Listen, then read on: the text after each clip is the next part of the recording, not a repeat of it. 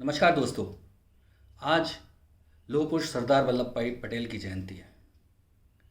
वही सरदार वल्लभ भाई पटेल जिन्हें आधुनिक भारत का निर्माता कहा जाता है। निर्माता इसलिए कहा जाता है, ये देश तो अजर अमर और अनादिकाल से चला आ रहा है। लेकिन अंग्रेज़ों के जाने के बाद जिस छिन्न विछिन्न और टूटे फूटे देश की तस्वीर को देकर अंग्रेज हमारे हाथों में सौंप के गए थे, उस दौरान केवल एक व्यक्ति, आज़ादी के बाद एक मात्र केवल एक व्यक्ति थे, सरदार पटेल, जिन्होंने देश के सभी राजाओं को एक किया, देश की सभी रियासतों को एक किया, देश के लोगों को एक किया और एक भारत श्रेष्ठ भारत, एक राष्ट्रीयता, भारतीय राष्ट्रीयता, इसको एक जन्म दिया। हम सब जानते हैं कि किस तरह से देश उस समय विभाजन की पीड़ा से गुजर रहा था। इस अनादिकाल से चले आ रहे इस देश का विभाजन हो चुका था।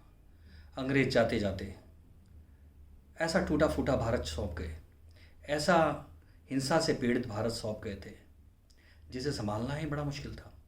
लेकिन ऐसे समय में लौह पुरुष सरदार वल्लभ भाई पटेल की चातुर्य, उनकी रणनीतिक कुशलता, उनका राजनीतिक जो बुद्धि कौशल था, उसने इस देश को एक किया। लेकिन आज मुझे सरदार से एक बड़ी शिकायत है। सरदार ने इस देश को जरूर एक किया, लेकिन सरदार उन्होंने जो किया वो नहीं करते तो शायद मुझे लगता है इस देश की तस्वीर ही कुछ अलग होती। सरदार ने देश के लिए बहुत किया, लेकिन सबसे बड़ी बात, उन्होंने हर बार जब देश के लिए कुछ करने का मौका आया तो महात्मा गांधी के दबाव में हर बार वो पीछे हटे और उसका खामियाजाना इस देश को आज तक भुगतना पड़ रहा है। हम सब जानते हैं 1929 में लाहौर में अधिवेशन था। उस समय कांग्रेस पूरी तरह से हिंद स्वराज्य की ओर बढ़ रही थी। पूर्ण स्वराज और आज़ादी की बात पूरी तरह से उठ चुकी थी। कांग्रेस के सभी नेता इस बात के लिए तैयार थे कि अब अंग्रेज़ों से इस देश को मुक्त करा लिया जाए। क्रांतिकारी भी पूरा दबाव बनाए हुए थे। हर तरफ देश में आंदोलन का माहौल था और कांग्रेस पूरी तरह से तैयार थी। ऐसे में लाहौर का अधिवेशन हुआ। लाहौर के अधिवेशन में बड़ा दबाव था कि किसी भी तरह से देश की आज़ादी के लिए घोषणा कर दी जाए।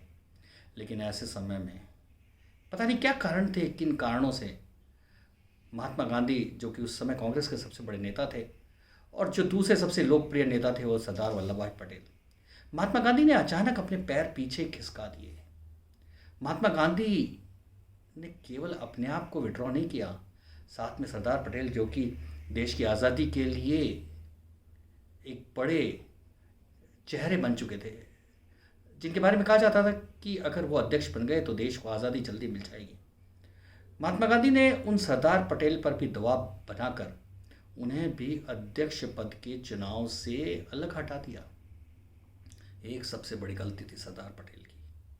आखिर में एक बार तो मना कर दिया होता महात्मा गांधी को, कह दिया होता, महात्मा गांधी बापू, आपकी सारी बात मानने को तैयार हूँ, पर लेकिन ये जो मौका आया है, ये देश की आज़ादी का मौका आया है, ये अंग्रेज़ों को भगाने का मौका आया है, ये हमारे करोड़ों लोगों की जो भावनाएं उनको पूरा करने का मौका आया है, वो मौका मैं नहीं खोना चाहता, उस मौके को पूरा करने दो।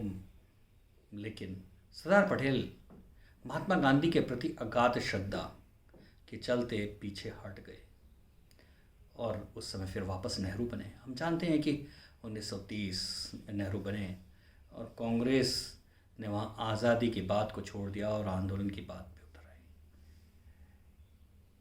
वहाँ एक ऐसा टर्न था कि हमारी आज़ादी 15 साल और आगे खिसक गई थी। उसके बाद फिर दोबारा मौका आया 1937 और 38 में वापस। सब लोग चाहते थे, देश की जनता चाहती थी, कांग्रेस के नेता चाहते थे, कांग्रेस के प्रतिनिधि चाहते थे, सब चाहते थे कि सरदार पटेल एक बार अध्यक्ष बने। लेकिन फिर वही महात्मा गांधी आ आए। महात्मा गांधी ने फिर दबाव डालकर नेहरू को फिर अध्यक्ष बना दिया। फिर आज़ादी का जो उग्र आंदोलन था वो और धीमा पड़ गया। और हम जानते हैं कि उसके बाद 1945 और 46, जिसे मैं मानता हूं कि सरदार पटेल की यहाँ सबसे बड़ी गलती थी। 2 बार वो महात्मा गांधी के कहने पर अध्यक्ष पद छोड़ चुके थे, नेहरू के लिए छोड़ चुके थे, और सब जानते थे कि नेहरू के अध्यक्ष बनने के बाद जो आज़ादी की मांग किस तरह से एक धरातली लेवल पर चली गई थी, कमज़ोर पड़ गई थी। 1945-46 में फिर सरदार को अध्यक्ष बनाने का मौका आया। ज़्यादातर सदस्य वो सरदार पटेल के पक्ष में थे। सब चाहते थे कि सरदार पटेल इस समय देश का नेतृत्व करें, और अंग्रेज जो उस समय छोड़कर भागने को तैयार थे। विश्व युद्ध के बाद जो खस्ता हालात थी और ये तय हो चुका था कि भारत को आज़ादी जल्दी मिलने वाली है, ऐसे समय में सब लोग चाहते थे कि सरदार पटेल मजबूती से भारत का पक्ष रखें और भारत को आज़ादी समय पर और सही तरह से मिल जाए। लेकिन न जाने क्या कारण था, बापू तीसरी बार भी सरदार पटेल के आड़े आ गए और उनके कहने पर सरदार पटेल ने अपने आप को पीछे कर लिया। उन्होंने अध्यक्ष पद से अपना नाम वापस ले लिया। इसका सबसे बड़ा खामियाजाना देश को भुगतना पड़ा। और 1945-46 में जब नेहरू अध्यक्ष थे और अंग्रेजों के साथ जब वार्तालाप हुआ, तो नेहरू अपनी कुर्सी के मोह में, सत्ता के लोभ में, प्रधानमंत्री बनने के चक्कर में इस देश के बंटवारे कराने को राजी हो गए। अगर सरदार होते तो ये देश का बंटवारा नहीं आता। वो नहीं मानते किसी भी हालत में इस देश का बंटवारा हो। वो नहीं मानते कि मातृभूमि 2 टुकड़ों में बढ़ती जाए। वो भारत माता के टुकड़े सहन नहीं करते। लेकिन फिर सरदार पटेल की एक बड़ी गलती जिसने देश को बंटवा दिया। इतना ही नहीं, आज़ादी के बाद फिर मौके आए। आज़ादी के बाद पूरे 600 रियासतों को सरदार पटेल ने कर दिया। कहीं भी कोई दिक्कत नहीं आई। जहां हैदराबाद या जूनागढ़ जैसे मसले भी आए, तो वहाँ सरदार पटेल की रणनीतिक कौशलता और कुशलता के चलते इन राज्यों को भी जो भारत में विलय नहीं चाहते थे, उनको भारत में विलय करना पड़ा। और वहाँ की प्रजा के मंशा को देखते हुए, वहाँ की प्रजा की इच्छा को देखते हुए इन दोनों रियासतों का भारत में विलय हुआ।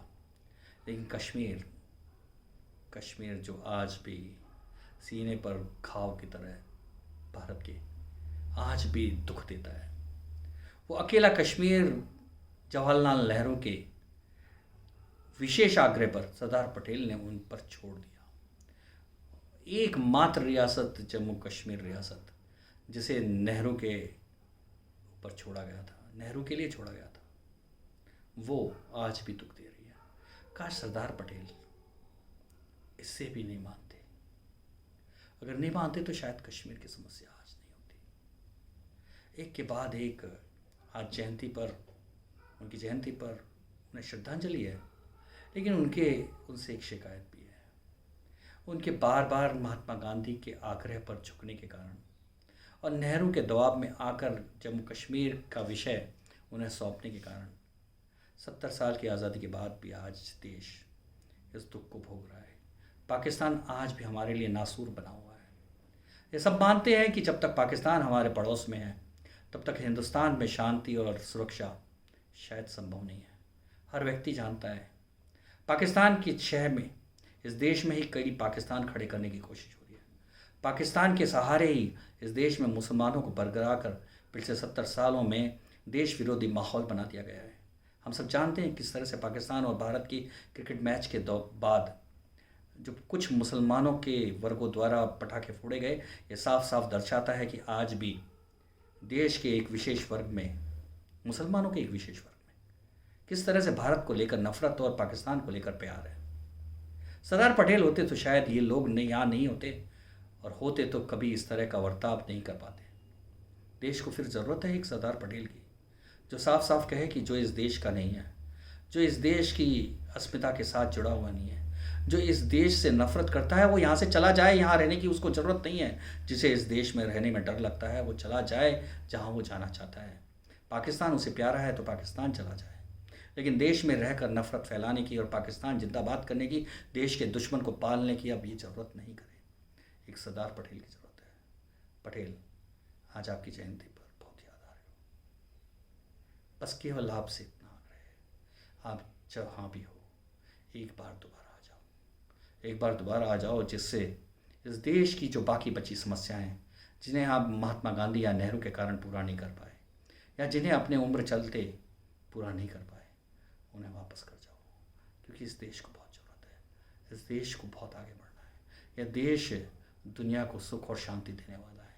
लेकिन खुद ही अगर सुख और शांति में नहीं रहेगा, तो दुनिया में सुख और शांति को कैसे वो आगे बढ़ा पाएगा। पटेल, लौह पुरुष सरदार पटेल, आपको यही श्रद्धांजलि है। श्रद्धांजलि के साथ आग्रह, एक बार इस धरती पर दोबारा हो, एक बार भारत माता के पास दोबारा हो, एक बार भारत माता में जन्म दोबारा लो, जिससे इस देश की सारी समस्याएं हल हो, इस देश की सुरक्षा और शांति कायम हो। सरदार पटेल को आज इसी के साथ बहुत बहुत विनम्र श्रद्धांजलि।